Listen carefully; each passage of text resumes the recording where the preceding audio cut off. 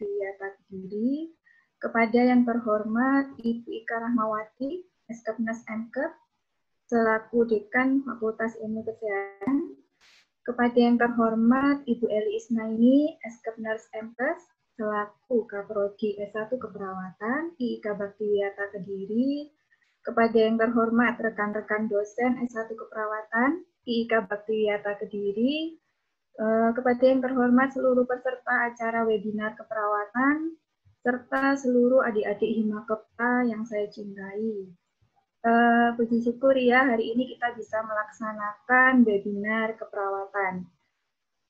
Terima kasih untuk kesempatannya yang diberikan kepada saya sebagai salah satu pembicara untuk webinar kali ini. Di sini saya akan mencoba share tentang COVID-19. Semoga bermanfaat bagi rekan-rekan sekalian. Di mana tema kita pada hari ini kesiapsiagaan dan peran perawat dalam kedaruratan respirasi pada kasus COVID-19. Di sini nanti saya diminta untuk membawakan materi tentang teori konsep dan penerapan asuhan keperawatan dengan 3S pada kegawat daruratan respirasi pada pasien COVID-19. Nah, nanti di dalam presentasi saya nanti akan saya bagi menjadi dua. Yang pertama tentang konsep umum dari COVID-19, kemudian yang kedua tentang penerapan asuhan keperawatan 3S pada kegawat daruratan respirasi pasien COVID-19. Sebagai pembuka, saya slide-nya tolong moderator. Ya, next. Nah, ini nanti yang pertama saya akan membawakan tentang konsep umum dari COVID-19 itu sendiri. Nah, dari data ini data saya ambil per tanggal 4 Agustus 2020, data dari Indonesia dan dunia tentang bagaimana perkembangan COVID-19. Nah, kalau kita lihat di sini, data per tanggal 4 Agustus ini di Indonesia yang terkonfirmasi positif jumlahnya ada 113.134. Kemudian yang sembuh ada 70.237. Yang meninggal juga sangat banyak sekali ya, kita lihat di sini datanya ada sekitar 5.302. Kemudian di seluruh dunia ini kita lihat perkembangannya dari hari ke hari, pasien yang terkonfirmasi positif COVID-19 ini juga meningkat. Kita lihat di sini data per 4 Agustus 2020 yang positif ada 18.447.759.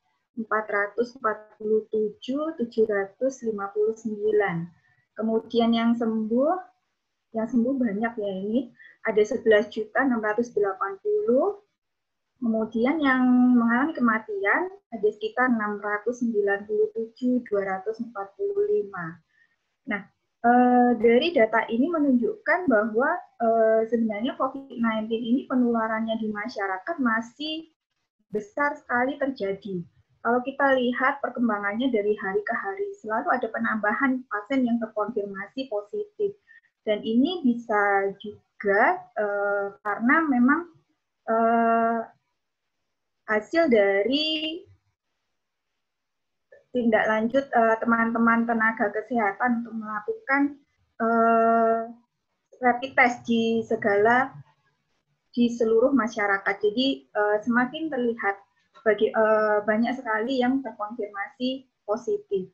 Nah, di mana di sini sebenarnya kita harus menunjukkan kewaspadaan karena tingginya angka pasien yang sudah tertular COVID-19. Bahkan banyak di sekitar kita pun yang mungkin pasien COVID-19 ini tanpa gejala, jadi tidak menunjukkan gejala ada di sekitar kita. Jadi kita harus menunjukkan kewaspadaan, kita harus safety untuk diri kita sendiri. Bagaimana kita bisa diri kita sendiri dan juga kita harus bisa mengedukasi masyarakat di sekitar kita untuk bagaimana menerapkan protokol kesehatan yang ketat pada saat kita melakukan aktivitas kehidupan sehari-hari.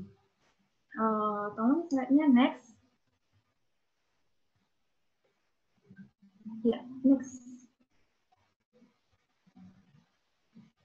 Nah, di sini kita bicara tentang coronavirus. Nah, coronavirus itu adalah virus RNA, jadi materi genetiknya adalah RNA yang berukuran 120 sampai 160 nanomikron. Di mana pada manusia ini dia bisa menyebabkan penyakit saluran pernafasan, mulai dari flu biasa atau yang gejala ringan, atau bisa juga tanpa gejala sampai ke gejala yang berat. Nah, untuk sejarah bagaimana virus SARS-CoV-2 ini muncul jadi pandemi ini, sebenarnya sudah beberapa kali muncul virus coronavirus ini. Coba next ya.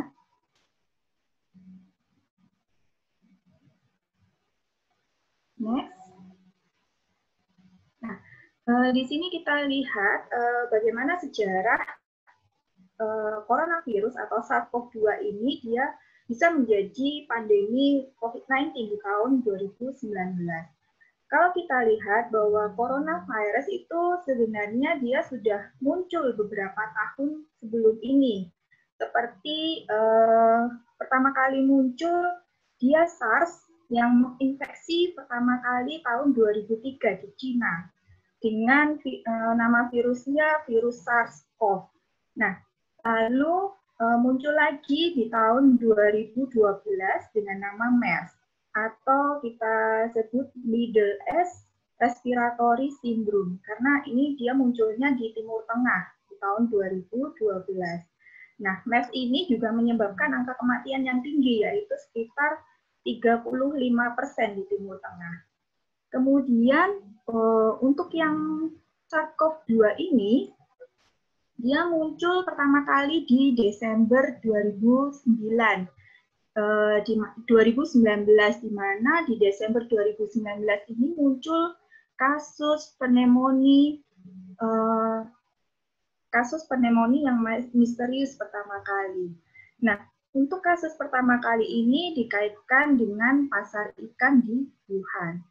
Kemudian pada tanggal 18 sampai 29 Desember 2019 ini sudah muncul 5 pasien yang dirawat dengan ARDS. Jadi ini muncul juga ini pada tanggal 18 sampai 29 ada 5 pasien. Jadi dari 1 pasien di Desember 2019 kemudian pada tanggal 18 sampai 29 ini ada 5 pasien yang muncul dengan pneumonia yang misterius. Kemudian pada tanggal 3 Januari 2020 di sini dilaporkan ada 44 kasus RDS yang sama. Lalu kita beranjak 1 bulan kemudian di Februari 2020 COVID-19 ini sudah menyebar ke seluruh dunia. Ya, jadi dalam waktu sekitar 4 bulan saja, COVID-19 ini sudah menjangkiti puluhan juta orang. Dan puncaknya pada tanggal 12 Maret 2020, WHO ini mengumumkan bahwa COVID-19 sebagai pandemik. Nah, dari singkatnya waktu ini perlu menjadi perhatian kita semua. Kita harus waspada, kita harus bisa mengamankan diri dengan menerapkan protokol kesehatan itu tadi. Jadi pakai masker pada saat keluar rumah, kemudian sering cuci tangan pakai sabun, kemudian kita harus jaga jarak atau physical distancing, dan kemudian menjaga imunitas tubuh. Jadi kita harus mengutamakan ya protokol kesehatan pada saat kita melakukan berbagai aktivitas sehari-hari. Ini tujuannya untuk apa? Untuk menekan tingginya angka penyebaran COVID-19 di sekitar kita. Slide next.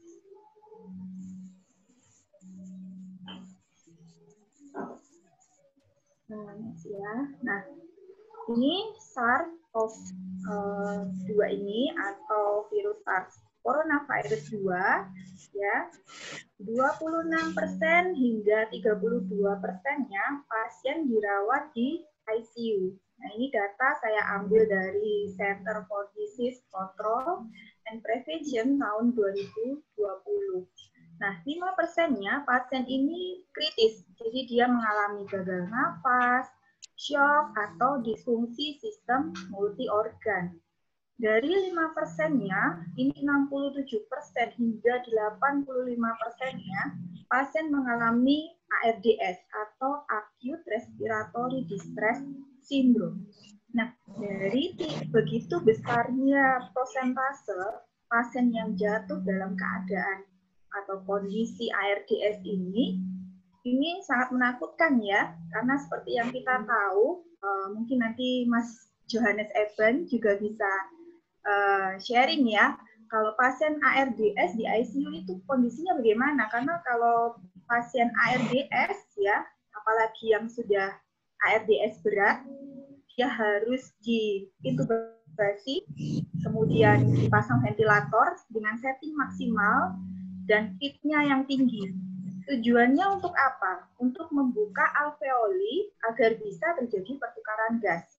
Karena seperti yang kita ketahui bersama bahwa pada pasien dengan COVID-19 yang mengalami ARDS ini, alveolinya terendam cairan atau mengalami pneumonia yang berat. Sehingga pertukaran gasnya terganggu dan ini bisa menyebabkan kematian pada pasien COVID-19. Jadi ARDS ini dia merupakan penyebab utama kematian pada pasien COVID-19. Next.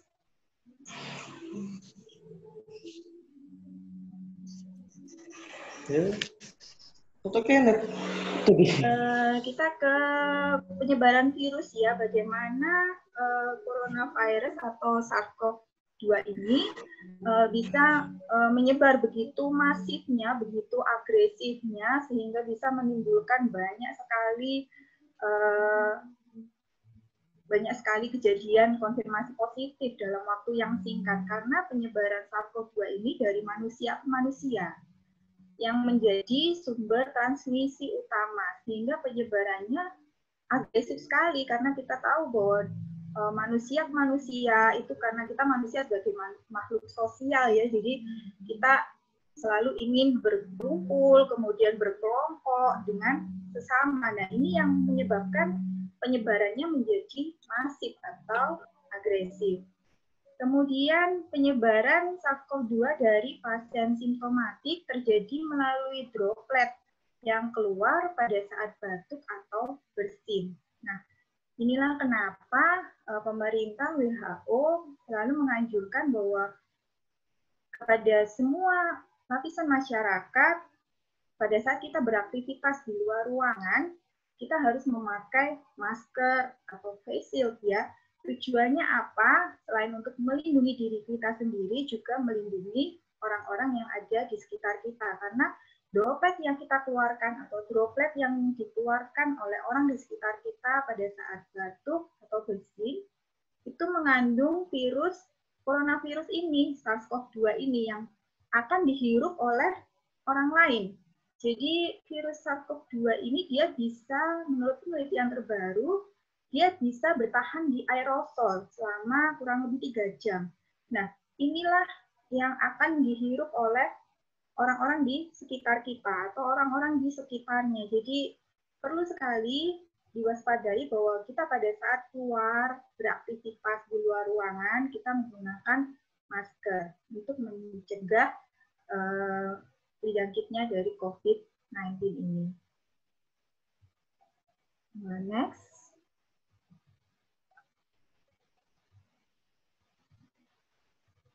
Nah, COVID-19 di sini atau virus SARS-CoV-2 ini dapat bertahan pada benda mati seperti plastik, stainless steel selama 72 jam, atau ini berarti sekitar 3 hari ya. Kemudian di tembaga 4 jam, di kardus 24 jam. Jadi ini perlu hati-hati nih ibu-ibu atau cewek-cewek yang senangnya belanja online ya. Kalau kita menerima barang kiriman atau paket yang berupa kardus atau stainless, kita harus hati-hati bagaimana kita melakukan desinfektan dulu ke barang tersebut karena kita tidak tahu apakah ada virus atau tidak di barang tersebut, di kardus di situ atau di plastiknya. Kemudian SARS-CoV-2 ini ditemukan pada pencemaran lingkungan yang luas pada kamar, toilet pasien COVID-19 dengan gejala ringan.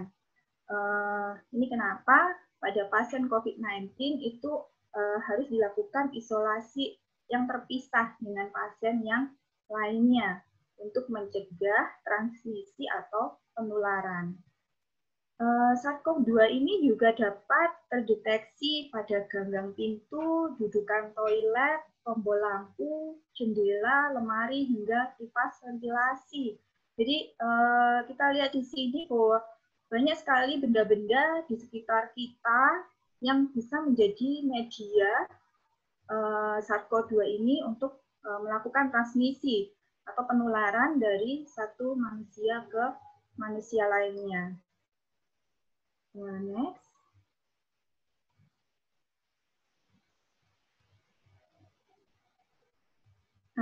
Di sini kita akan berbicara tentang patogenesis atau bagaimana mekanisme binding dari coronavirus itu sendiri yang bisa menyebabkan COVID-19. Karena pada saat virus masuk ke tubuh manusia, itu pasti ada reseptor guide-nya yang mengajak virus itu masuk ke dalam inang atau sel sehingga sel tersebut menjadi terinfeksi. Yang perlu dipahami di sini bahwa COVID-19 ini sama dengan virus-virus yang lain, bahwa dia mempunyai reseptor, dia mempunyai binding. Dari sini kita bisa menganalisis kenapa bisa terjadi inflamasi sistemik, kenapa bisa terjadi multiple organ dysfunction syndrome atau MODS. Dan untuk COVID-19 ini ada satu protein membran yang protein membran ini melapisi berbagai macam organ di dalam tubuh kita, termasuk di endotel pembuluh darah, vaskuler, dan juga di epitelium. Nah, nama protein membran ini adalah angiotensin converting enzyme 2 atau yang biasa disebut ACE2. Nah, ACE2 ini dia merupakan reseptor guide-nya untuk SARS-CoV-2 ini masuk ke dalam sel kita. Dan dia tidak hanya berada di satu tempat saja, tetapi berada di berbagai organ yang ada di tubuh kita. Artinya apa? Pada saat virus ini menyerang, itu tidak hanya satu titik saja yang diserang, tetapi dia menyerang berbagai organ yang ada di dalam tubuh. Nah, pada saat virus ini menyerang berbagai organ yang ada di dalam tubuh kita, itu terjadi proses hemostasis, di mana salah satu proses hemostasis ini adalah proses inflamasi yang tidak hanya terjadi di satu tempat, tetapi di berbagai macam organ, sehingga akhirnya timbullah yang namanya inflamasi sistemik. Mungkin kita sering dengar bahwa pada pasien COVID-19 ini terjadi yang namanya badai sitokin. Nah, kenapa bisa terjadi badai sitokin? Ya, karena di mana si virus SARS-CoV-2 ini dia menyerang berbagai macam organ yang ada di dalam tubuh sehingga timbullah proses inflamasi yang sifatnya sistemik. Nah, di lapangan kita sering menemukan bahwa tanda dan gejala pasien COVID-19 ini lebih banyak pada sistem respirasi. Karena dari berbagai jurnal menyebutkan bahwa 83% ACE2 ini paling banyak berada di sel epitel alveolus tipe 2. Nah, Itulah kenapa tanda dan gejala yang paling banyak muncul pada pasien COVID-19 ini, dia gambarannya adalah di sistem pernafasan. Nah, seperti yang kita tahu, alveoli ini fungsinya adalah untuk difusi gas, pertukaran antara oksigen dan karbon dioksida yang sangat diperlukan oleh tubuh kita pada saat melakukan proses metabolisme. Secara struktur, kita kembali lagi review bahwa di alveoli kita ini ada sel alveoli tipe 1 dan alveoli tipe 2, kemudian ada surfaktan, dan dikelilingi oleh dinding-dinding kapiler yang membawa darah. Nah, ketika virus corona ini terhirup, kemudian dia masuk menginfeksi alveoli, nah dengan adanya infeksi virus corona ini di sel alveoli, alveoli akan merilis sinyal-sinyal inflamatori dengan menangkap makrofag. Nah, dengan adanya makrofag yang tertangkap, dia akan berusaha mencari bantuan. Akhirnya makrofag ini yang dia sebagai tentara di tubuh kita, dia akan mengeluarkan sitokin. Nah, kalau kita lihat di klasifikasinya nanti, bagaimana pasien COVID-19 ini diklasifikasikan dari yang tanpa gejala, kemudian gejala ringan, moderate, severe, sampai kritis. Pada pasien yang diklasifikasi moderate ini, dia sudah ada rilis sitokinnya. Nah, dengan adanya sitokin ini, dia akan menyebabkan vasodilatasi dari pembuluh darah sekitar alveoli, sehingga alveoli menjadi mudah terisi air, dan di sana kondisinya akan menjadi sangat lembab. Hal inilah yang dikatakan bahwa inilah akhirnya pasien mengalami pneumonia. Dan kemudian akan bertambah berat setiap hari sampai pasien jatuh dalam kondisi severe atau kritis. Oleh sebab itu, kalau di lapangan paling banyak kasus yang ditemukan ya di paru, karena tidak menutup kemungkinan tanda dan gejalanya juga akan muncul di berbagai macam sistem. Misalnya pasien mengalami diare, kemudian mual muntah, ya karena ACE2 ini tidak hanya ada di paru, tetapi ada di berbagai macam organ di dalam tubuh kita. Next.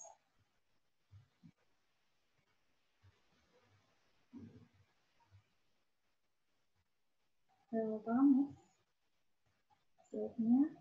Nah, di sini klasifikasi pasien dari COVID-19 kita lihat dia terbagi menjadi 4, ada mild, ada moderate, severe, sampai ke kritis. Nah, di sini mungkin yang pada pasien-pasien dengan kondisi ringan, ini pasien dia hanya perlu melakukan isolasi mandiri. Tapi yang perlu diwaspadai ketika ada pasien COVID-19 yang dia tanpa gejala, jadi merasa dirinya sehat, kemudian dia merasa tidak membawa virus COVID-19 di dalam tubuhnya, jadi dia bebas berkeliaran kemana-mana. Nah, ini yang perlu kita waspadai. Untuk itu kita perlu menggalakkan yang namanya screening. Ya. Jadi untuk mengetahui apakah benar orang yang tidak tanpa gejala ini, apakah dia benar-benar negatif COVID-19 atau positif dari COVID-19. Nah, untuk yang gejala-gejala ringan, pada pasien di sini klasifikasinya, gejalanya biasanya demam, kemudian pasiennya fatigue, kemudian seperti flu biasa, dan ini kalau pasien tidak aware atau tidak menerapkan protokol kesehatan, tidak melakukan isolasi mandiri, maka ini akan menularkan ke teman-teman atau keluarga di sekitarnya. Dan pada pasien-pasien inilah yang harus segera melakukan isolasi mandiri. Kemudian klasifikasi moderate. Pada moderate ini, pasien sudah mulai mengalami pneumonia, tapi dia belum membutuhkan terapi oksigen. Hanya saja dia juga perlu dilakukan pemantauan yang ketat. Kemudian pada pasien dengan severe atau kritis, ini biasanya pasien yang menjadi tanggung jawab perawat di area critical care. Biasanya pasien-pasien severe ini tanda-tandanya dia RR-nya sudah lebih dari 30 kali per menit, kemudian ada distress pernafasan berat, SpO2-nya kurang dari 93%. Nah, ini merupakan tanda-tanda pasien sudah mengalami severe pneumonia. Kemudian kalau di anak-anak, dia akan mengalami batuk, baik itu batuk yang produktif maupun yang tidak produktif. Kemudian anak tersebut akan mengalami kesulitan bernafas, disertai dengan satu di antara sianosis sentral atau SpO2-nya 90%, kemudian ada distress pernafasan berat, kemudian ada tanda pneumonia dengan tanda kegawatan yang umum. Nah, itu untuk yang severe. Kemudian pada kasus yang kritis, ya di sini pada kasus kritis di sini pasien dia sudah mengalami yang namanya ARDS. Pasien bisa jatuh dalam kondisi ARDS atau acute respiratory distress syndrome, baik yang mild, moderate, atau severe. Pasien bisa juga jatuh dalam kondisi sepsis bahkan sampai ke septic shock. Dan jika pasien sudah jatuh dalam kondisi kritis ini, pasien ini yang menjadi kelolaan dari teman-teman di ICU atau di critical care. Dan di sini pasien untuk mendukung bagaimana pertukaran gasnya, untuk mendukung bagaimana oksigenasinya, ini yang harus menjadikan critical thinking dari perawat atau teman-teman sejawat bahwa apakah pasien ini perlu dilakukan early intubasi atau tidak. Karena kalau terlambat, ini akan menyebabkan prognosa yang buruk kepada pasien. Karena seperti yang kita tahu bahwa pada pasien dengan ARDS ini, dia pneumonia atau alveoliknya sudah terendam dengan cairan. Nah, yang perlu diwaspadai oleh teman-teman di critical care, terutama pada saat merawat pasien-pasien yang terpasang ventilator ini adalah adanya secondary infection atau pasien rentan sekali mengalami ventilator associated pneumonia atau VAP. Karena pasien dengan dipasang ventilator ini dia merupakan tindakan yang invasif sehingga ini menjadi port di entry-nya dari kuman bakterial masuk ke dalam tubuh si pasien dan ini akan memperberat recovery dari pasien. Untuk itu kenapa mungkin nanti Mas Tio juga bisa menjelaskan bagaimana sedikit sharing ya bagaimana bundle VAP yang dilakukan di ICU itu seperti apa saja dan bagaimana apa keberhasilan dari bundle VAP yang sudah dilakukan. Next. Nah di sini ini adalah hasil dari onset, mulai dari pasien itu dia muncul gejala sampai dia meninggal. Bagaimana durasi waktunya? Kalau kita lihat di sini, pasien biasanya mulai demamnya, durasi demamnya adalah 4 sampai 13 hari. Sesak mulai hari ke-3 sampai ke-8. Nah, inilah biasanya sesak ini yang membuat pasien ini datang ke IGD atau pusat pelayanan kesehatan. Tapi bisa juga pasien tidak langsung datang ke IGD karena mungkin sesaknya tidak terlalu berat, jadi dia hanya berusaha di rumah dengan mengatur posisi atau minum obat-obatan sendiri. Kemudian pada hari kelima ini yang dia baru datang ke IGD. Nah, pada hari kelima ini sebenarnya sudah mulai muncul yang namanya pneumonia. Nah, di sini kalau kita lihat sepsis ini muncul mulai hari ke-7 sampai ke-13. Kemudian ARDS mulai muncul di hari ke-8 sampai ke-12. Kemudian juga akan muncul yang namanya komplikasi pasien miokarditis yang biasanya muncul di hari ke-10 sampai ke-17, kemudian bisa juga pasien mengalami acute kidney injury yang muncul di hari ke-13 sampai ke-19. Ini adalah durasi yang rata-rata terjadi pada pasien COVID-19. Next.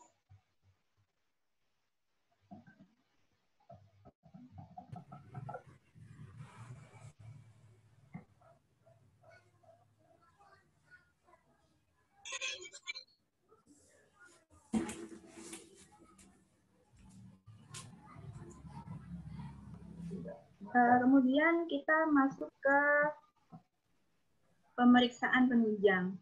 Kita bicara tentang pemeriksaan penunjang, apa saja sih yang harus kita lakukan pada pasien COVID-19.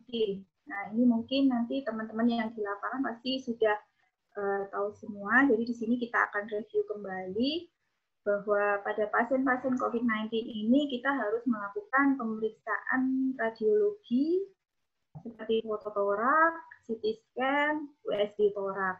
Nah, kemudian ada juga pemeriksaan spesimen saluran nafas atas dan bawah. Ini kalau saluran nafas atas ini dengan swab nasofaring dan swab orofaring. Kemudian ditunjang lagi dengan swab dari saluran nafas bawah. Di sini kita bisa ambil dari sputumnya dan juga bilasan bronkus. Kemudian pemeriksaan penunjang lain yang bisa dilakukan adalah dengan bronkoskopi. Next.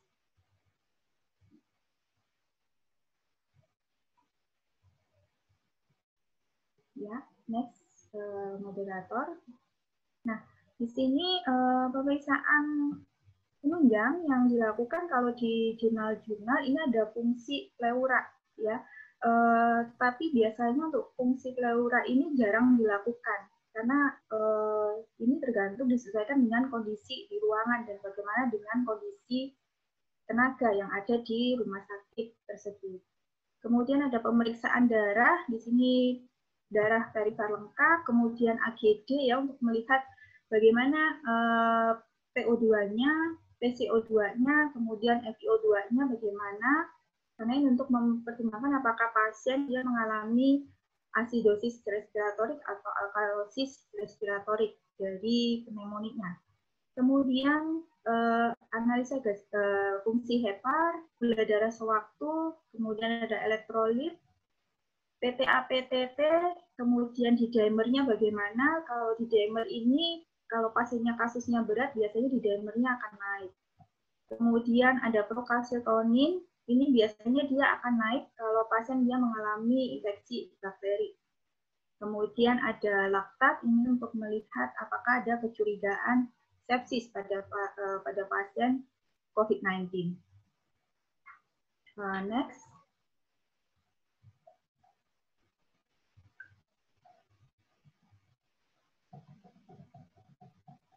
Pemeriksaan lanjutan lain yang bisa kita lakukan adalah biakan mikroorganisme dan uji kepekaan dari bahan saluran nafas, baik itu sputum, bilasan bronkus, cairan pleura, dan darahnya.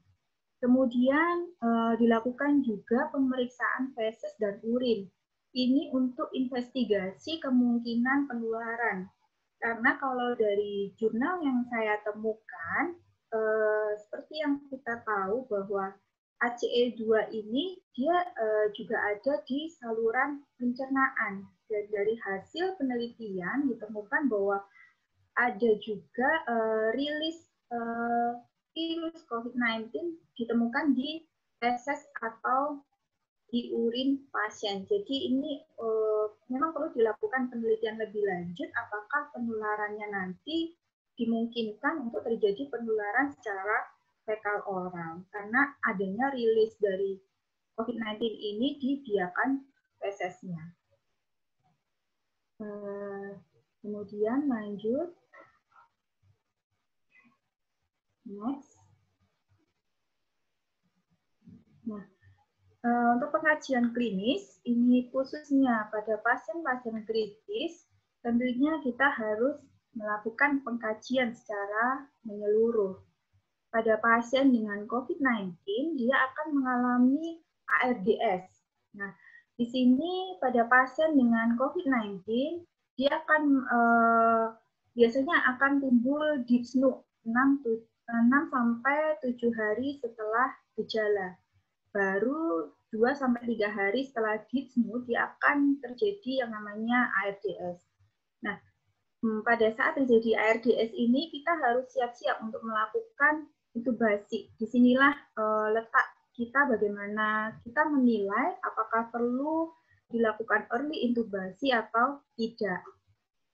Ini yang perlu dicermati bahwa jika kita tertunda melakukan intubasi, maka prognosa pasiennya akan kurang bagus. Kemudian pada pasien-pasien COVID-19, juga pada kasus-kasus kritis, dia akan mengalami yang namanya acute hypoxemia dan jarang sekali terjadi hiperkapnia. Di dalam literatur disampaikan bahwa pasien yang kritis ini sangat membutuhkan sekali yang namanya dukungan ventilasi mekanis.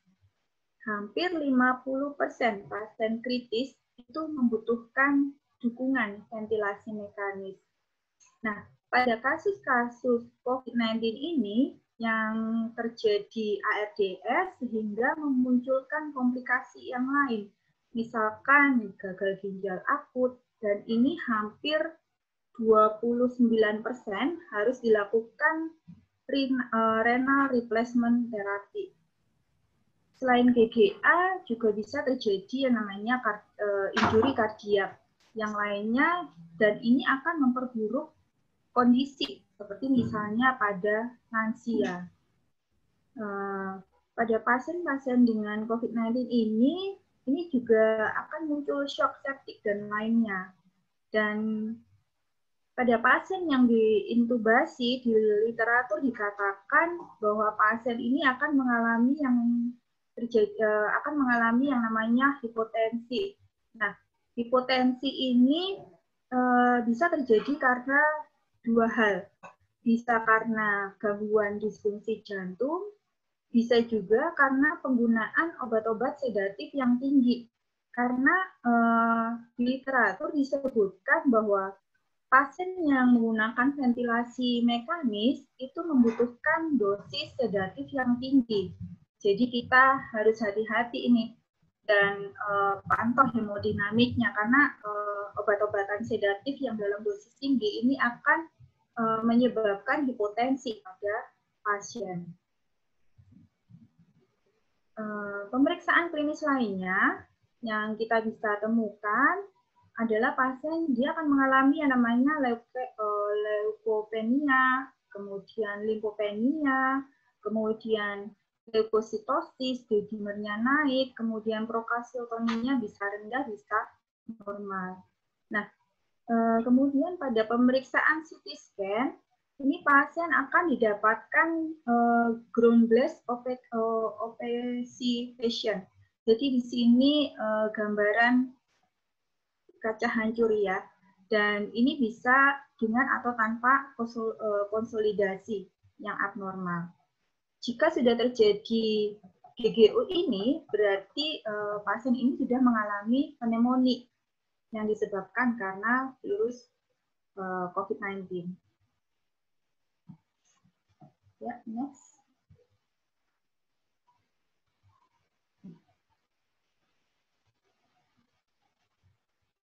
Nah, sekarang kita masuk ke asuhan keperawatan berbasis 3S, ya, SBKI, SLKI, sama PSIKI.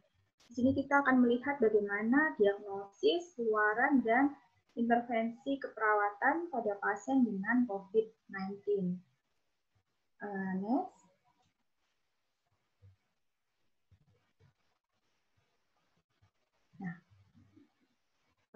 Asuhan keperawatan di sini mungkin teman-teman sudah pahami semua. Saya akan mencoba review bahwa proses asuhan keperawatan yang kita lakukan itu dimulai dari pengkajian. Ini kita melakukan pengkajian ke pasien untuk mendapatkan data-data, baik data objektif maupun data subjektif. Kemudian dari data-data yang kita dapatkan, dari hasil pengkajian, kita akan menentukan bagaimana diagnosa keperawatan untuk pasien tersebut. Kemudian dari diagnosa ini, kita susun intervensi keperawatannya, kemudian kita melakukan implementasi keperawatan. Nah, dari hasil implementasi ini, kita akan melakukan evaluasi keperawatan. Apakah implementasi yang kita lakukan ini berhasil atau tidak? Bagaimana hasilnya ini dari hasil evaluasinya. Nah, dari semua rangkaian proses keperawatan ini semua berasal dari hasil critical thinking, bagaimana keadaan pasien tersebut. Next. Nah, pada pasien-pasien dengan COVID-19, tanda gejala yang muncul itu mayoritas memang di sistem pernafasannya, tapi tidak menutup kemungkinan bahwa pasien juga akan mengalami gejala di sistem yang lain. Kita lihat di sini dari B1-nya sampai B6. Kita mulai dari B1 atau breathing-nya. Di sini pasien akan mengalami batuk, kemudian dyspnea, hipoksemi, kemudian ada sputum ya karena dari batuknya itu produktif, kemudian pasien juga akan mengalami nyeri tenggorokan.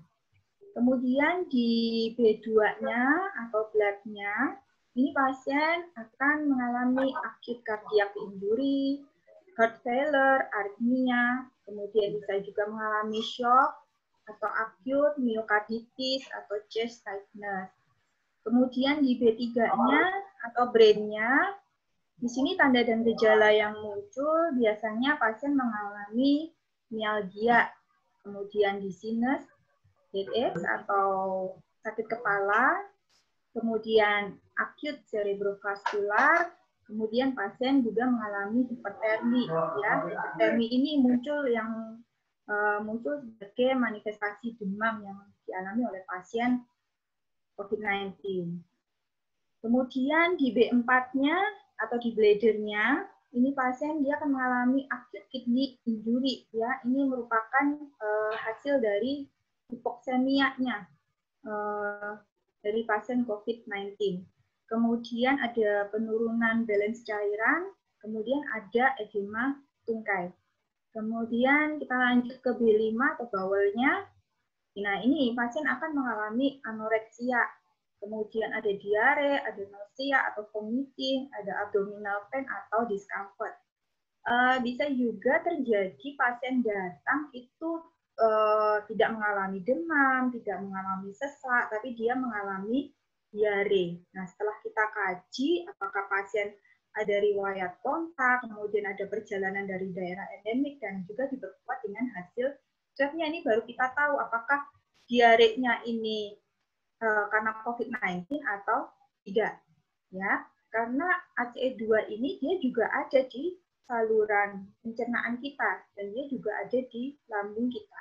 Nah, ini biasanya kalau bindingnya di situ, kemudian muncul tanda dan gejalanya, ini pasien bisa diare, bisa anoreksi, dia mual muntah, itu yang tanda dan gejala yang muncul.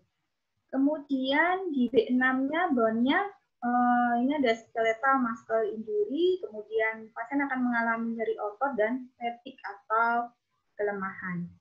Nah, dari hasil pengkajian mulai dari B1 sampai B6, kemudian jangan lupa kita juga harus melakukan pengkajian riwayat kontak dari pasien tersebut. Apakah dia ada kontak dengan pasien yang terkonfirmasi positif atau dengan pasien yang masih dalam pengawasan. Kemudian apakah pasien tersebut dia ada perjalanan dari daerah endemik COVID sebelumnya. Kemudian juga diperkuat dengan hasil pemeriksaan fototoraks, kemudian swab PCR ya, dan juga pemeriksaan sampel darah. Lanjut. Next.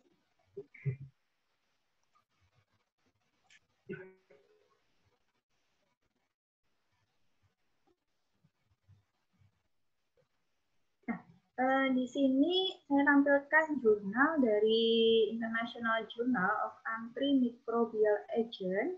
Di sini menyebutkan di penelitian ini bahwa ada extra respiratory manifestation dari COVID-19. Jadi ini adalah tanda dan gejala yang muncul pada pasien COVID-19 selain dari tanda dan gejala respirasi. Kalau kita lihat di sini, tanda dan gejalanya ada di gastrointestinal, kemudian ada di hepatik, kidney-nya juga muncul, kemudian di hemologikalnya dia ada limfopeni, kemudian ada trombositopeni. Jadi ada banyak sekali manifestasi yang muncul selain dari tanda dan gejala respiratorinya. Lanjut ya, next.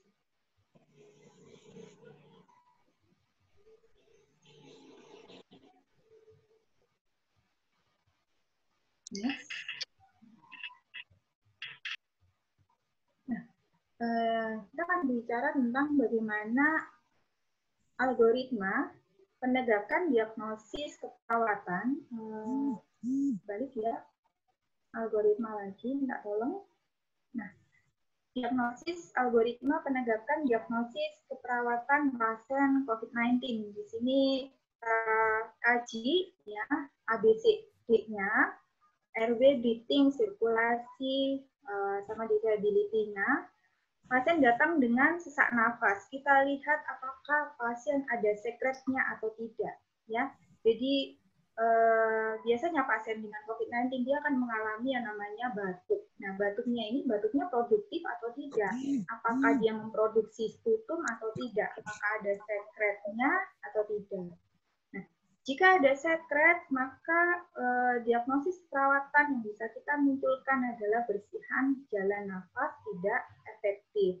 Nah, pada saat kita mengambil bersihan jalan nafas tidak efektif, ini tentunya harus ada validasi data tambahan yang memperkuat apakah benar kita untuk mengambil diagnosis keperawatan tersebut.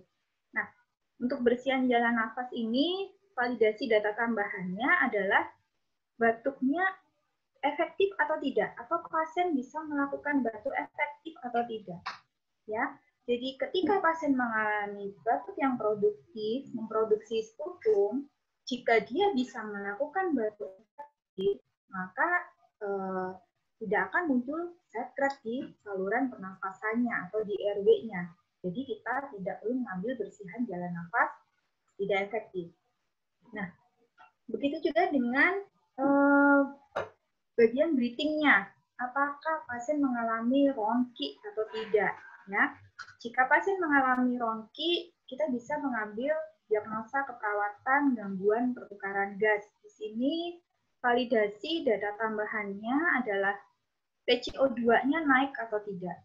Kemudian PO2-nya apakah dia turun atau tidak. Kemudian bagaimana pH darahnya, apakah dia normal atau abnormal. Nah, data ini nanti untuk memperkuat kita pada saat mengambil diagnosa keperawatan gangguan pertukaran gas. Kemudian di sirkulasinya kita lihat apakah pasien mengalami hipotensi atau tidak. Ya, jika pasien mengalami hipotensi, ini kita curiga pasien akan mengalami resiko shock. Jadi diagnosa keperawatan yang bisa kita ambil nanti adalah resiko shock. Untuk validasi data tambahannya, di sini adalah pasien mengalami hipoksemi, kemudian hipoksia, kemudian ada sepsis, ada SIS. Nah, kita lanjut ke disability-nya. Disability di sini pasien mengalami kelemahan, keletihan otot nafas atau tidak. Nah, jika pasien mengalami kelemahan, keletihan otot nafas, ini kita bisa mengambil diagnosa perawatan gangguan ventilasi spontan. Nah, ini tentunya harus didukung data tambahannya bagaimana volume tidal dari pasien, apakah volume tidalnya menurun atau tidak. Ya, next.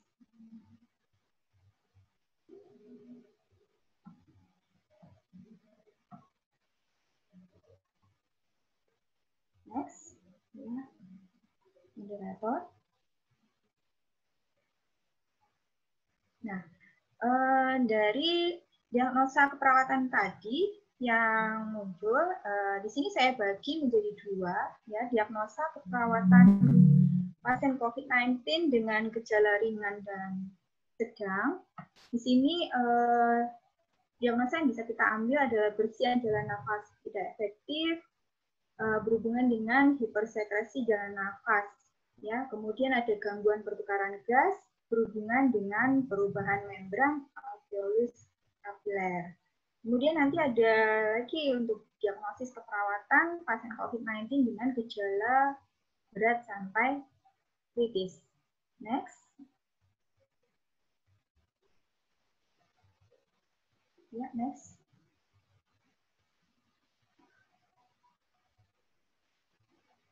Nah, di sini diagnosa keperawatan pada pasien COVID-19 dengan gejala berat sampai kritis. Ini ada diagnosanya gangguan ventilasi spontan berhubungan dengan gangguan metabolisme, kelemahan keletihan otot pernafasan. Juga ada resiko shock berhubungan dengan hipoksianya, ya. Karena pada pasien dengan gejala berat sampai kritis ini, dia sudah terjadi pneumonia yang berat, ya. Jadi dia butuh untuk dilakukan ventilasi, bantuan ventilasi mekanik. Next.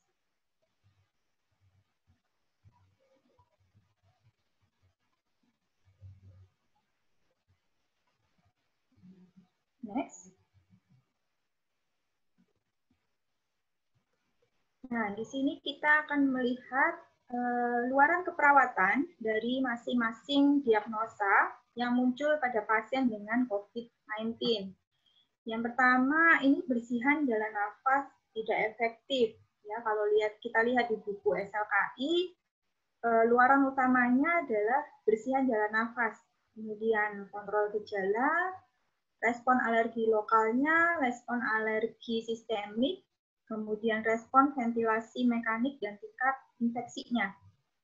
Kemudian untuk diagnosa yang kedua, gangguan pertukaran gas. Di sini luaran utamanya adalah bagaimana pertukaran gas dari pasien COVID-19 tersebut. Kemudian kita lihat bagaimana keseimbangan asam basa, kemudian konservasi energinya, perfusi parunya bagaimana, kemudian bagaimana pasien responnya terhadap ventilasi mekanik, kemudian teknik atau tingkat deliriumnya. Nah, untuk yang resiko shock, di sini luaran utamanya adalah tingkat shock dari pasien tersebut. Kemudian keseimbangan asam basa, perfusi perifernya bagaimana, respon alergi sistemik, status cairan, kemudian status sirkulasinya, dan tingkat infeksinya. Untuk yang diagnosa, yang berikutnya gangguan ventilasi spontan. Di sini luaran utamanya ventilasi spontan dari pasien COVID-19 tersebut.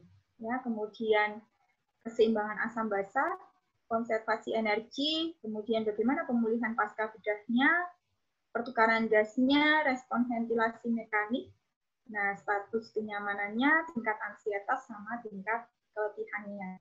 Ya, lanjut next. Waktu saya kurang berapa menit, moderator?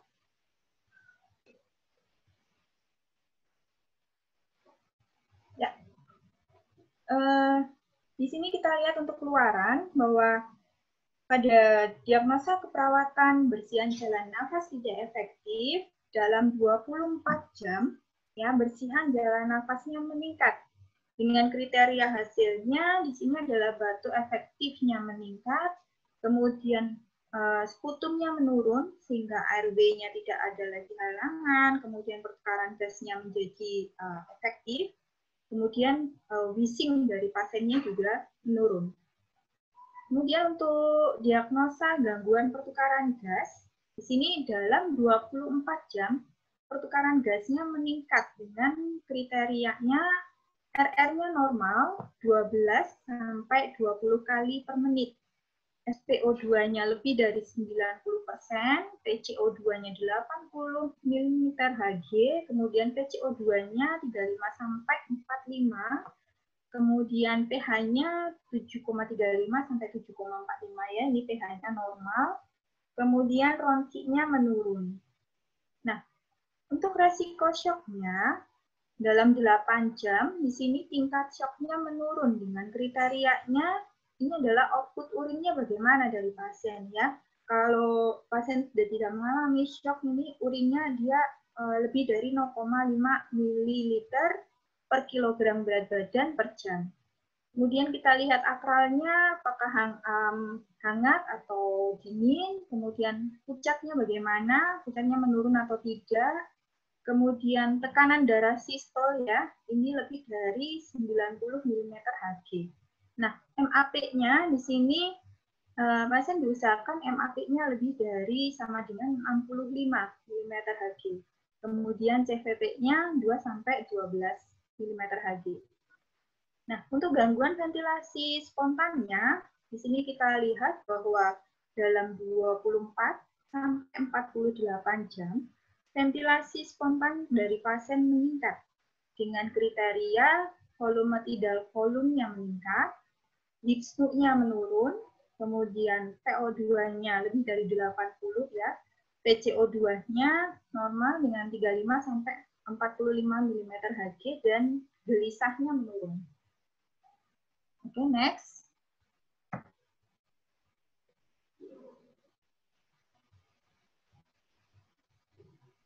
Ya, slide selanjutnya, moderator.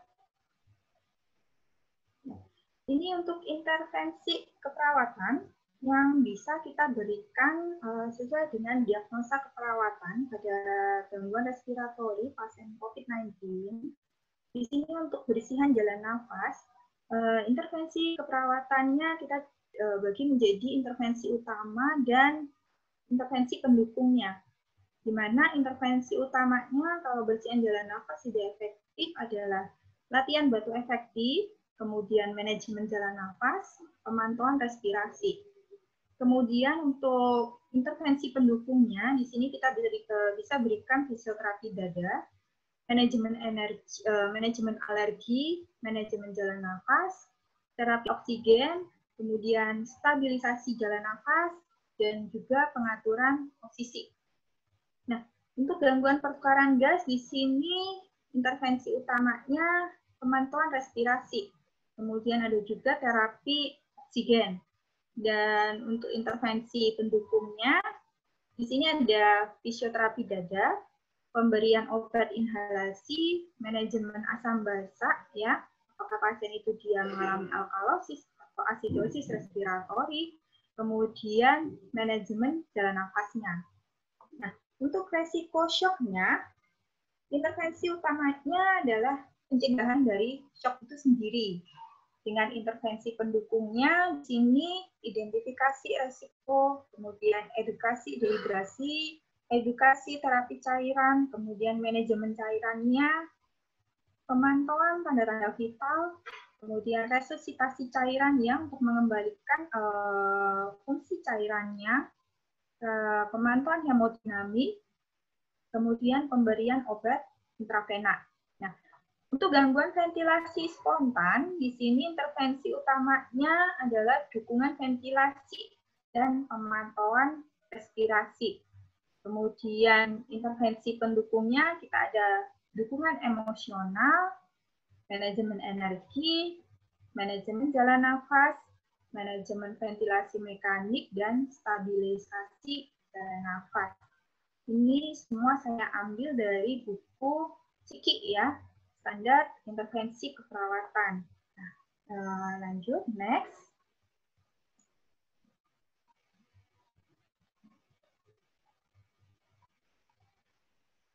Ya, next.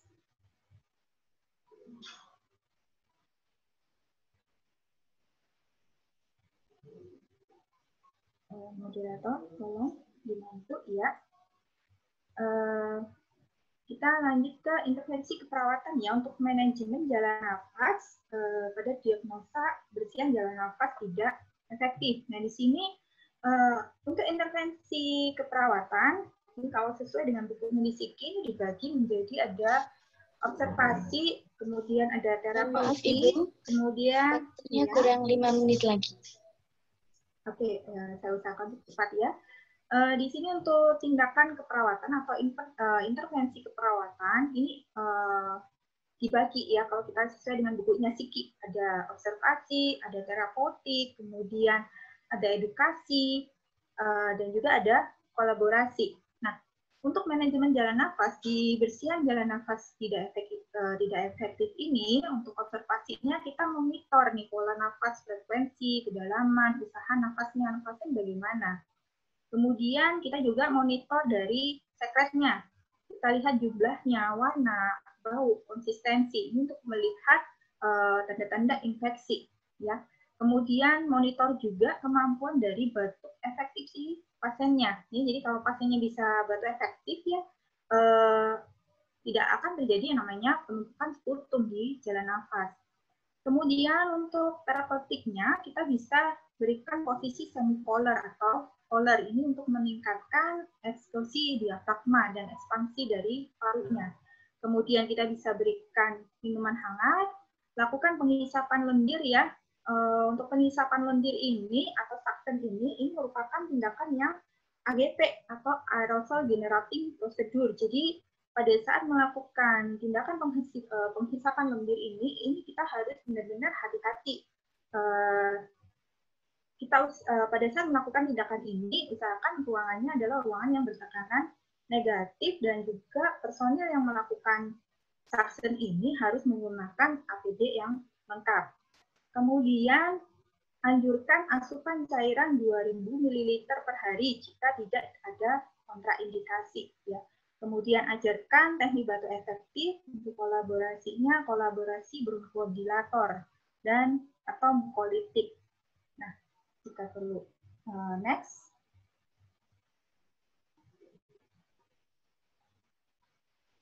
Ya, next.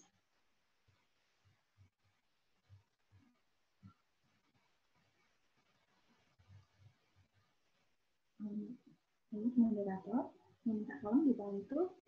Ya, kemudian untuk bersihan jalan nafas tidak efektif untuk manajemen ini ada tindakan manajemen isolasi. Ya, di sini kita identifikasi pasien-pasien yang membutuhkan isolasi ya karena pasien dengan COVID-19 ini harus dipisahkan dengan pasien yang lain untuk mencegah terjadinya transmisi infeksi. Ya. Kemudian tempatkan satu pasien satu kamar untuk menurunkan resiko terjadinya infeksi silang. Kemudian sediakan seluruh kebutuhan harian dan pemeriksaan sederhana di kamar pasien ini untuk meminimalkan mobilisasi pasien dan staf yang merawat pasien. Dan ini tujuannya sama ya untuk mencegah transmisi dari infeksinya. Dekontaminasi alat-alat kesehatan sesegera mungkin setelah digunakan. Lakukan kebersihan tangan pada 5 moment ya, 5 moment hand washing-nya. Kemudian pasang alat proteksi diri sesuai dengan SPO ya. Ini untuk petugas atau staf yang merawat pasien, untuk teman-teman sejawat kita ini harus benar-benar menggunakan APD sesuai dengan levelnya pada saat melakukan tindakan keperawatan kepada pasien dengan COVID-19 karena sangat berbahaya sekali ini untuk virus COVID-19. Lepaskan alat proteksi diri sesegera mungkin setelah kontak dengan pasien. Ya, ini untuk meminimalkan peluang terjadinya transmisi virus dari satu staf ke staf yang lain. Ya, kalau kita sering melihat berita di media massa, ya banyak sekali teman-teman sejawat kita yang gugur di medan pelayanan. Di sini saya menyampaikan aspirasi yang setinggi-tingginya ya kepada teman-teman sejawat. Terima kasih untuk sumbangsinya atau pelayanannya kepada pasien COVID-19 ya. Padahal ini sangat berbahaya sekali, tapi teman-teman sejawat ini bisa melayani dengan sepenuh hati dan berada di garda terdepan untuk pelayanan kesehatan. Kemudian minimalkan Maaf, kontak Ibu. dengan ya. Waktunya sudah habis, tapi kami masih ada waktu sebentar. tambahan 5 menit lagi. Ya, saya lanjut ke slide berikutnya dulu ya, sebentar. Slide berikutnya.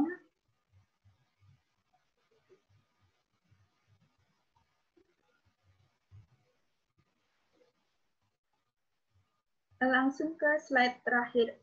Langsung ke slide terakhir bisa ya.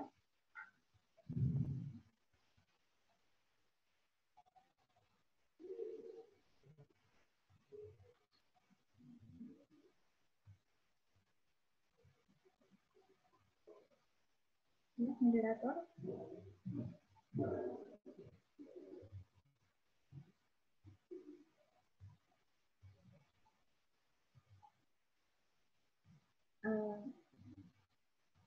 Moderator minta tolong dibantu. Next slide.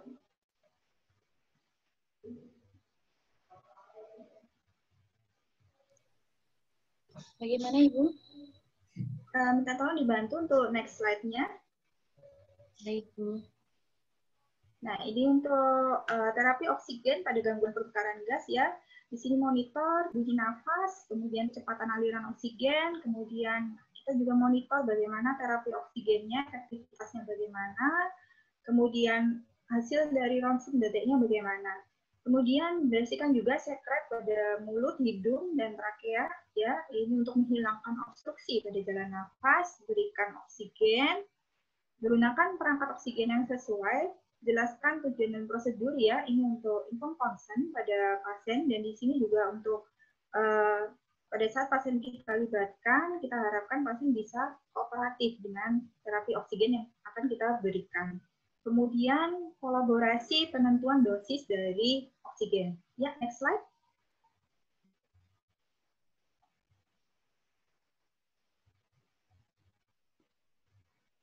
Ya, ayo next slide. Nah, untuk pencegahan shocknya di sini ada monitor status kardiopulmonalnya, kemudian monitor dari status oksigenasi, monitor dari tingkat kesadaran untuk mendeteksi tanda awal hipoksi pada cerebral, kemudian berikan oksigen, pasang jalur IV, pasang kateter, kemudian batasi resusitasi cairan, terutama kalau pada pasien-pasien dengan edema paru ya, karena resusitasi yang terlalu agresif ini akan memperburuk dari oksigenasi. Parunya akan semakin mendam. Kemudian kolaborasi pemberian kristaloid ya jika terjadi shock, dan kolaborasi pemberian antibiotik untuk jika sepsis dicurigai infeksi bakteri. Ya, slide next.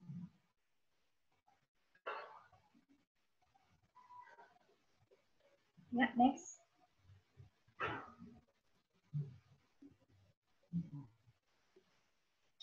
Kemudian ini untuk gangguan ventilasi spontannya, di sini kita melakukan dukungan ventilasi ya untuk observasinya, identifikasi adanya kelelahan, kemudian otot bernafasnya, kemudian identifikasi ada perubahan posisi terhadap satu pernafasan yang ada. Di akhir saya akan menjelaskan bagaimana evidence based posisi yang menurut penelitian baru yang akan berguna dan efektif sekali pada pasien dengan COVID-19. Kemudian terapeutiknya di sini pertahankan kepatenan jalan nafas dan penggunaan ventilator, berikan oksigen sesuai kebutuhan, berikan posisi semipolar atau polar, fasilitasi perubahan posisi senyaman mungkin ya, ini untuk mengurangi usaha bernafas dari klien. Kemudian gunakan BVM, ini untuk memenuhi 3 volumenya dari pasien. Next.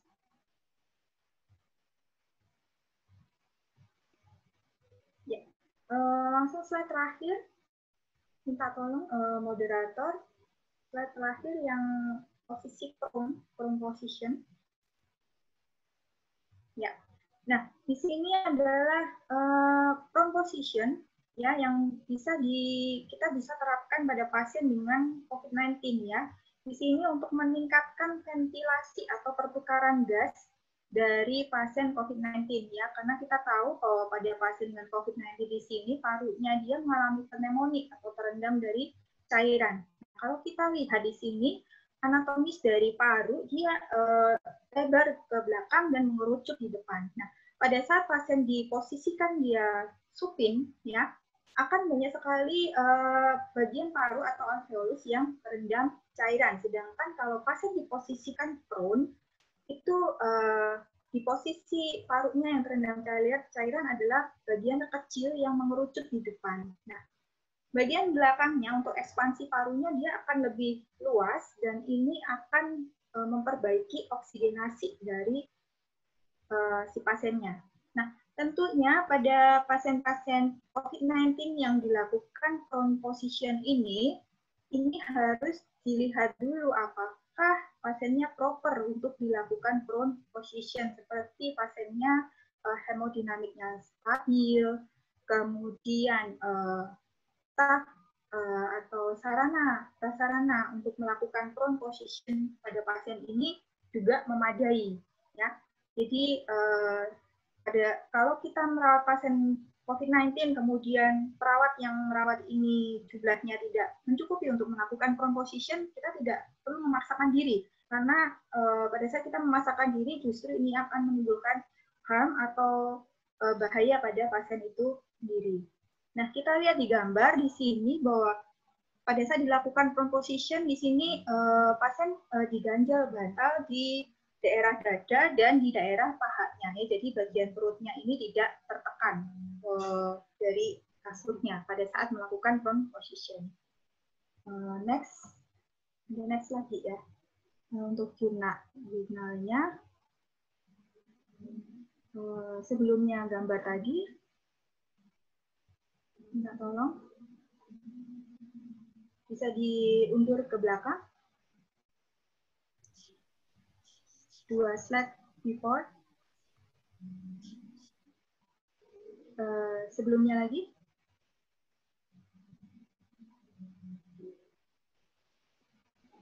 Nah, di sini jurnal yang saya ambil tentang prone position pada pasien dengan COVID-19.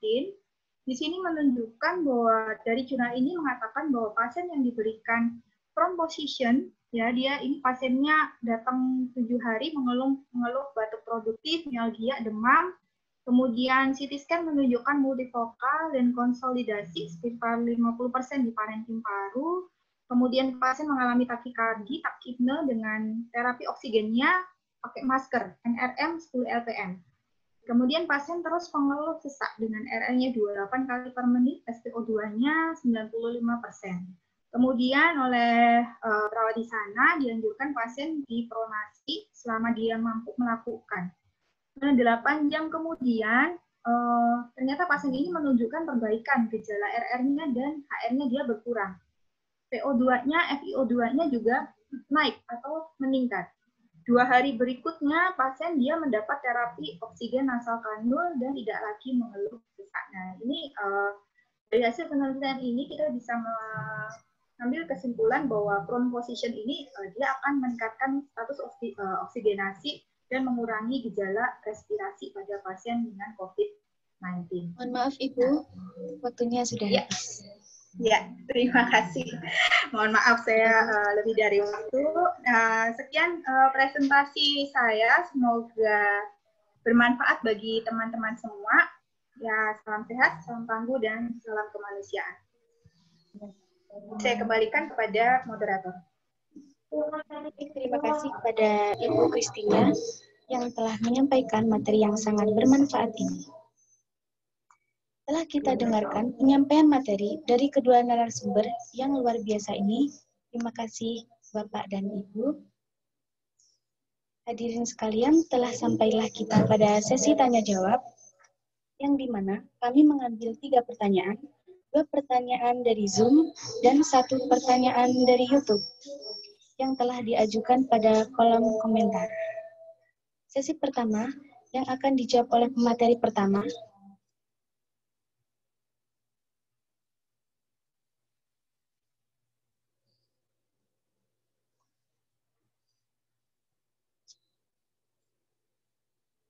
Baik, saya akan membacakan pertanyaan pertama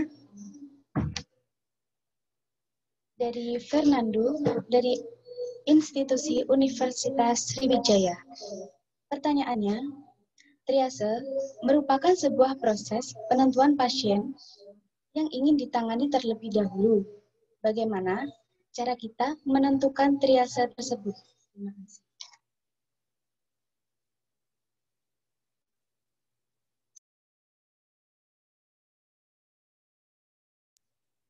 Untuk Bapak Joypan, dipersilahkan untuk menjawab pertanyaan pertama.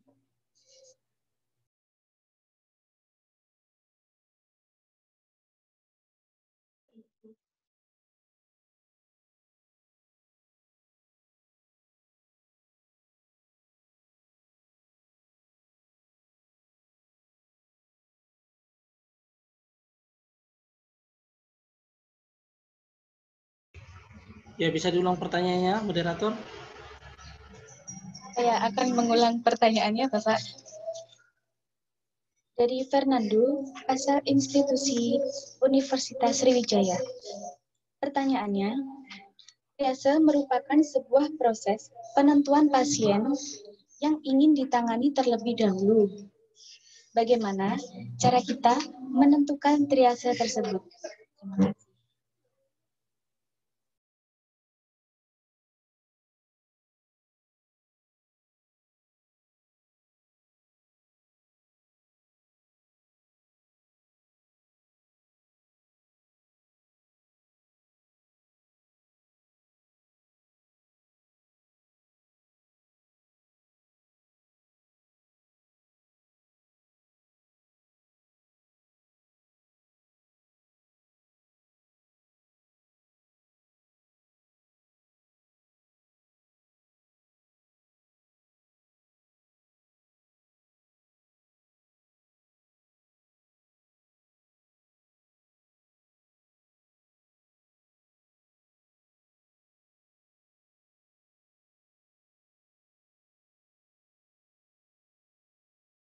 Baik.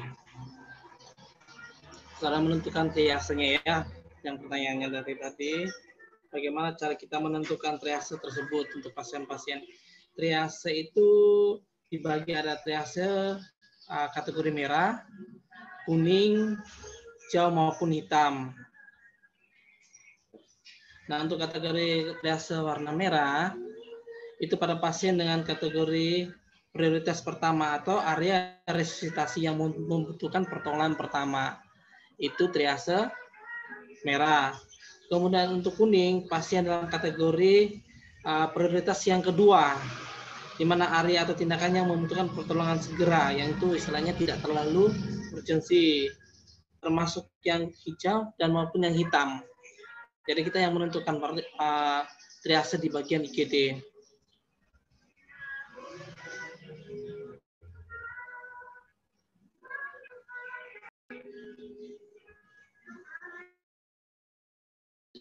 Dari hasil anamnesa kita sama pasien, apakah pasien ini masuk kategori ke triase warna merah, hijau, kuning, ataupun hitam. Nah, kalau misalnya pasiennya sesak sekali dan tiba-tiba terjadi ARES, berarti pasien tersebut masuk kategori triase warna merah. Kalau misalnya pasien cuma datang batuk, pilek, biasa kita bisa anamnesa belum ada keluhan apa-apa, jadi kita masukkan ke triase warna hijau. Begitu.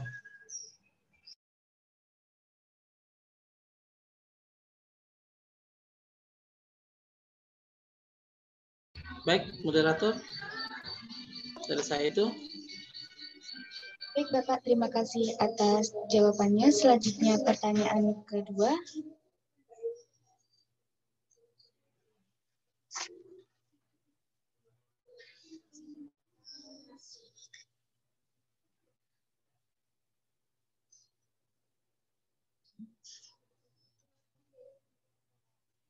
Dari Murni Kurnianingsih. dari institusi Universitas Sriwijaya. Sejauh ini telah banyak tenaga kesehatan yang positif COVID-19, salah satunya adalah perawat. Apa penyebab yang berdampak besar untuk positif COVID-19 bagi perawat tersebut? Mengapa demikian? Lalu, solusinya bagaimana? Selanjutnya, pada materi pertama, juga menyampaikan bahwa edukasi terkait komunikasi ke masyarakat itu sangat kurang. Saya sendiri berada di desa, dan di sini para petugas kesehatan memang betul saya rasakan kurangnya edukasi. Sehingga masyarakat pun mengabaikan bagaimana caranya hidup di tengah pandemi COVID-19. Ya, meskipun memang jauh dari kota yang terpapar COVID-19. Bagaimana peran saya sebagai mahasiswa keperawatan untuk mengajak masyarakat menerapkan protokol kesehatan ketika saya sendiri tidak memiliki kewajiban seperti petugas kesehatan di Puskesmas? Terima kasih.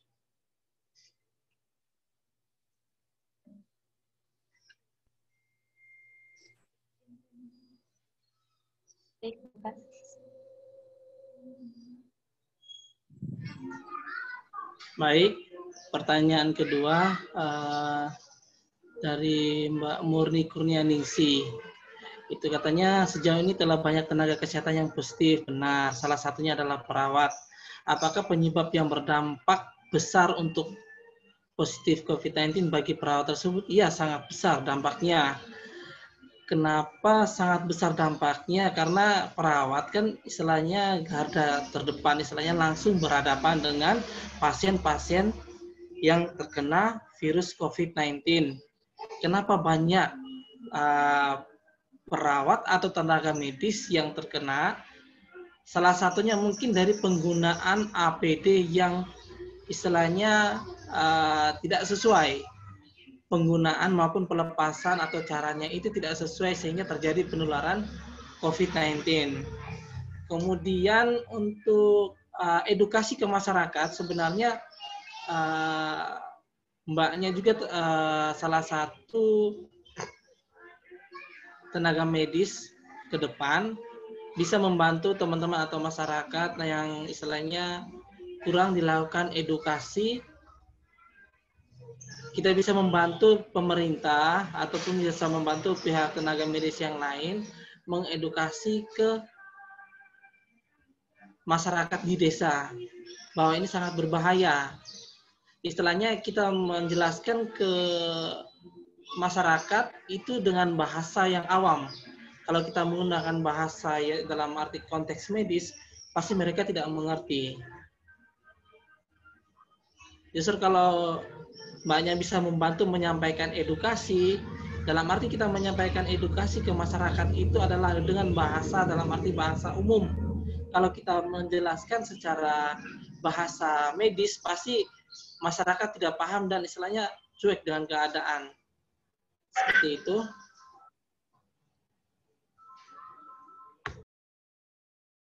Saya kembali ke moderator.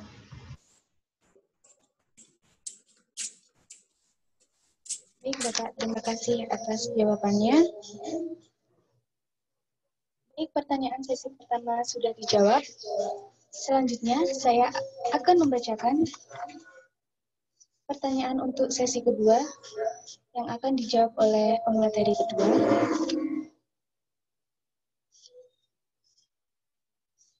Penanya adalah Aulia Puspitasari S.Kep dari Institusi Stikes Banten. Pertanyaannya, pemeriksaan COVID-19 bisa melalui feses dan urin. Bagaimana cara virus COVID-19 bisa menginfeksi gastrointestinal? Lalu, apakah akibat dari virus tersebut bermutasi? Dan mengapa ARDS bisa menyebabkan gagal ginjal?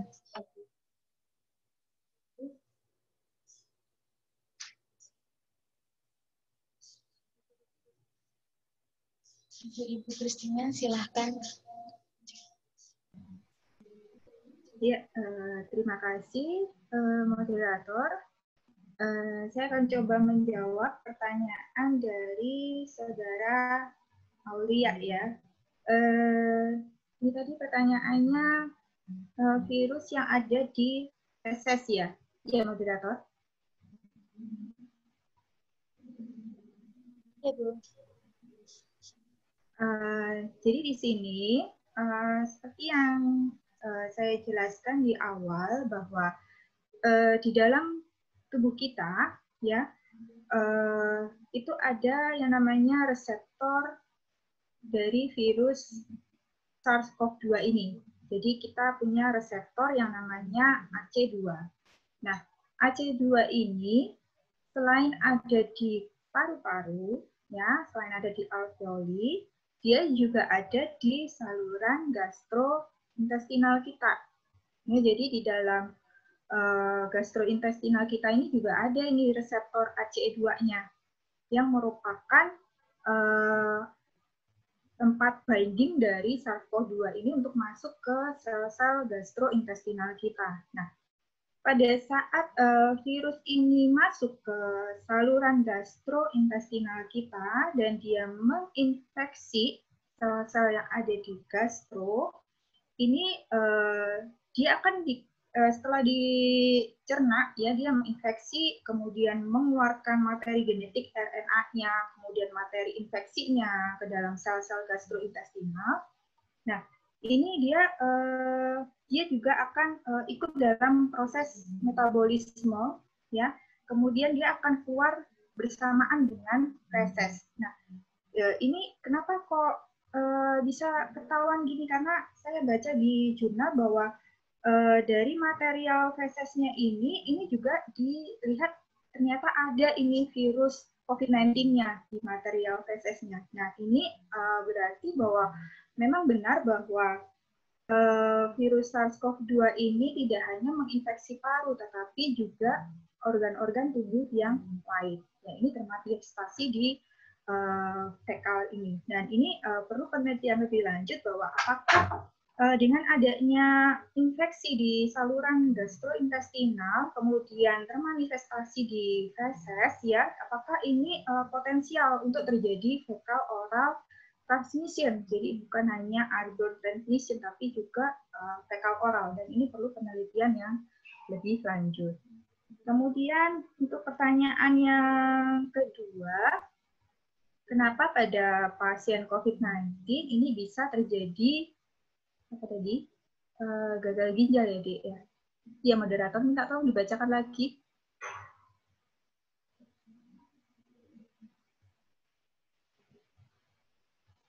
Moderator, ya.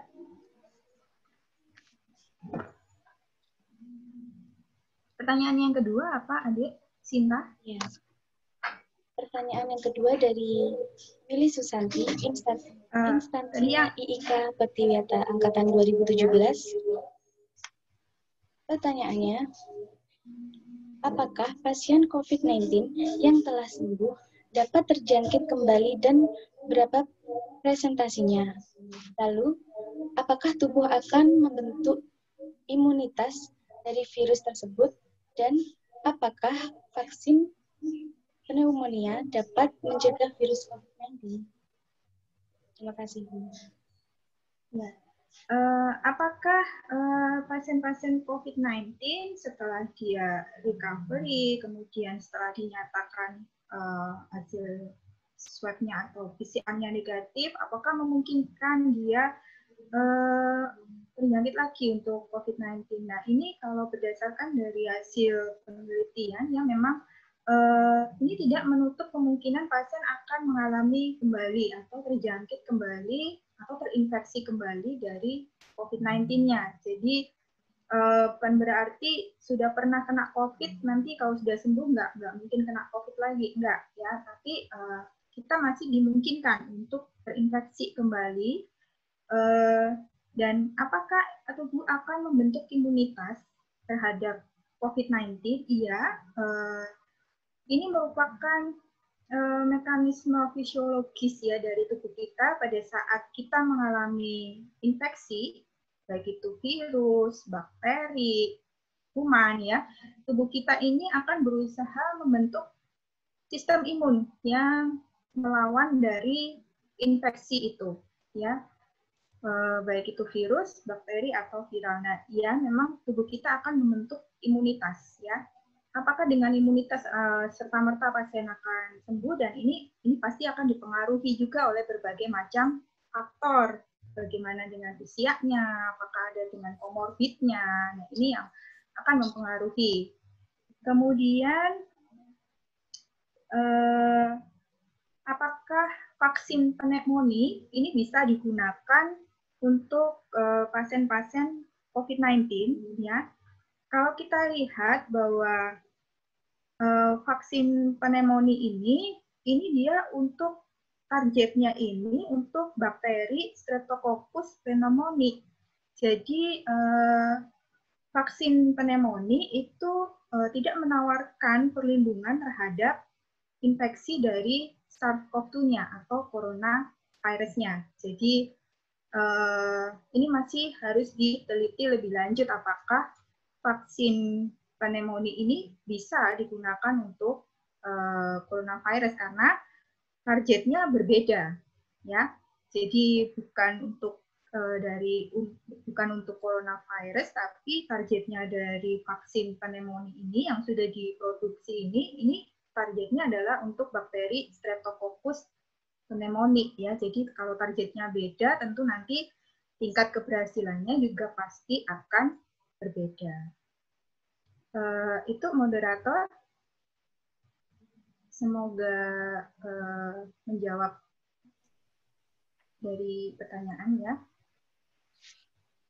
Baik, Ibu, terima kasih. Baik, pertanyaan sesi kedua sudah dijawab. Alhamdulillah kita telah sampai di penghujung acara. Terima kasih banyak kepada narasumber, Bapak, Ibu undangan, serta para peserta yang telah menyimak acara dari awal sampai akhir. Sebelum itu, saya akan membacakan ringkasan materi yang sudah kita dengarkan dan pelajari hari ini. Untuk materi pertama, kesiapsiagaan dan peran perawat dalam kegawat daruratan respirasi kasus COVID-19. Untuk menerapkan sikap kesiapsiagaan, harus siap 1. Mental, 2. Fisik yang sehat, 3. Psikis. Salah satu peran perawat yaitu menolong dalam berbagai keadaan, terutama kegawat daruratan. Terutama saat kegawat daruratan yang sedang kita alami saat ini, yaitu menangani virus COVID-19. Peran perawat yaitu pertama, peran komunikasi dan memberikan informasi edukasi. Seorang perawat harus mempunyai sifat caring. Kedua,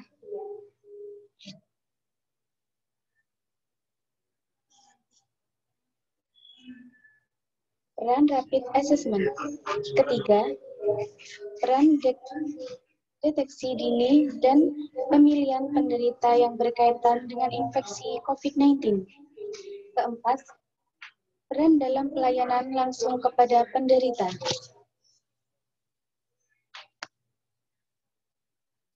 Selanjutnya, materi kedua, penerapan 3S pada kegawat daruratan respirasi kasus COVID-19. Coronavirus adalah virus RNA berukuran 120 sampai 160 mm. Penyebaran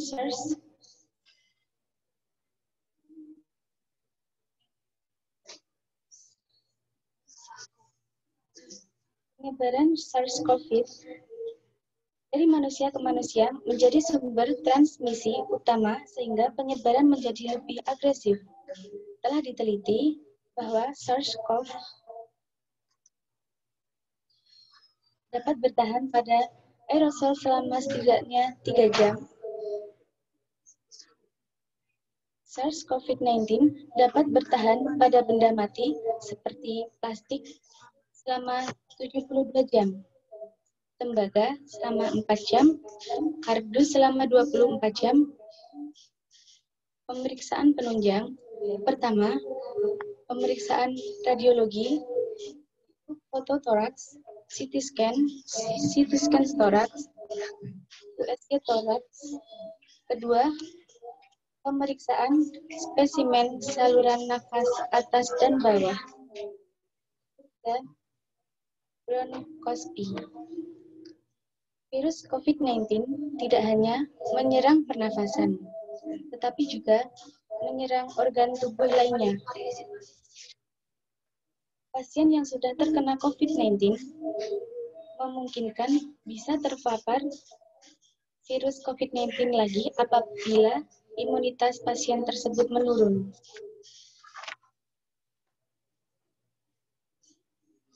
Saya yakin banyak ilmu yang bermanfaat yang telah kita dapatkan pada webinar hari ini. Semoga menambah pengetahuan serta dapat diaplikasikan dalam kehidupan sehari-hari.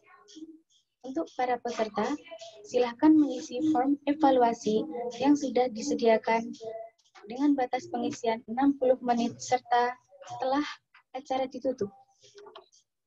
Untuk pembagian e-sertifikat, nanti akan ada link Google Drive yang berisi sertifikat peserta di mana untuk tanggal pembagian akan diumumkan lebih lanjut melalui grup Telegram.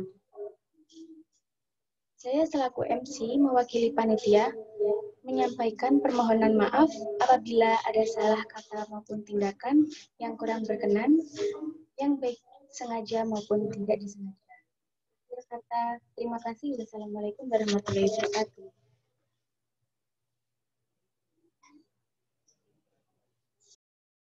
Waalaikumsalam warahmatullahi wabarakatuh.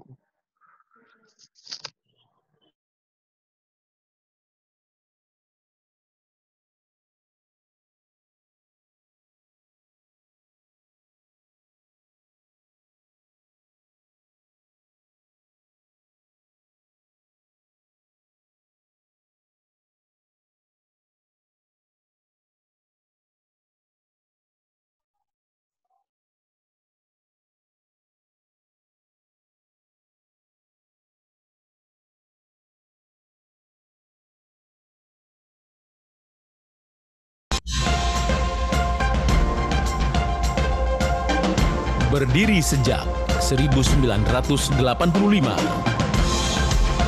mengabdi lebih dari 30 tahun.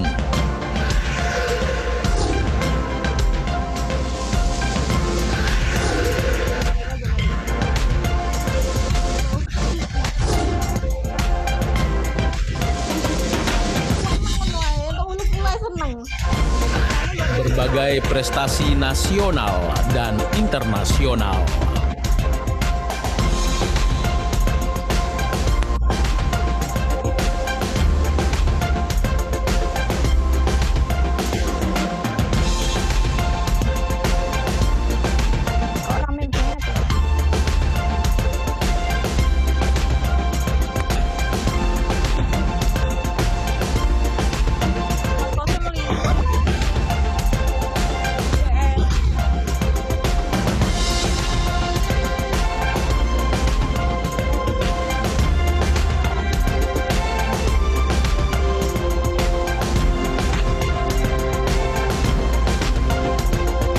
Langkah menuju masa depan suksesmu bersama IIK Bakti Wiyata. Pendidikan berkualitas, tentukan masa depan cemerlang. Dibimbing dosen berkompeten.